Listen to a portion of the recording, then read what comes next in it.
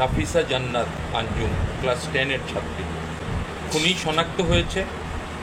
খুনি আত্মস্বীকৃতভাবে সে কথা বলেছে, মিডিয়ার সামনে আমরা শুনেছি। এই ধরনের হত্যাকাণ্ডের যদি বিচার না হয় এই পৃথিবী থাকবে না। এই ধরনের হত্যাকাণ্ডের দৃষ্টান্তমূলক বিচার হতে হবে, যাতে এই বিচার দেখে পরবর্তী অপরাধীরা, যাদের মনের মধ্যে এই কুপ্রবচনা, শয়তান যাদের মাথায় ভর করে, যারা দুষ্কৃতিকারী, সমাজদ্রোহী, রাষ্ট্রের শত্রু, জনগণের শত্রু, তারা যাতে সমুচিতভাবে তারা যাতে জবাব পেয়ে যায় এবং তারা যাতে তাদের পরিণতি সম্পর্কে সচেতন হয়ে ভালো পথে ফিরে আসে। আঞ্জুমকে মেরে যে অপরাধ করেছে তার সর্বোচ্চ শাস্তি হচ্ছে ফাঁসি।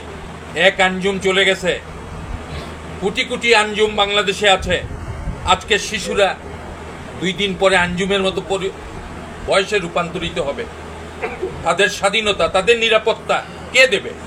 এই ধরনের প্রতিরোধ গড়ে তোলার মধ্য দিয়ে বাংলাদেশে আমাদের মেয়েরা, আমাদের কন্যারা যাতে নির্বিঘ্নে নিরাপদে তারা চলাচল করতে পারে, সেই রকম একটি দৃষ্টান্তমূলক শাস্তি বিচার ব্যবস্থাকে দিতে হবে।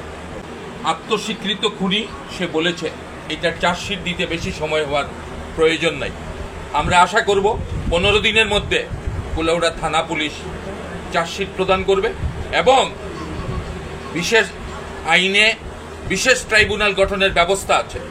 যদি প্রলম্বিত হয়, বিচার প্রলম্বিত হয়, জাস্টিস ডিলে জাস্টিস ডিনাই, এটা প্রচলিত বাক্য।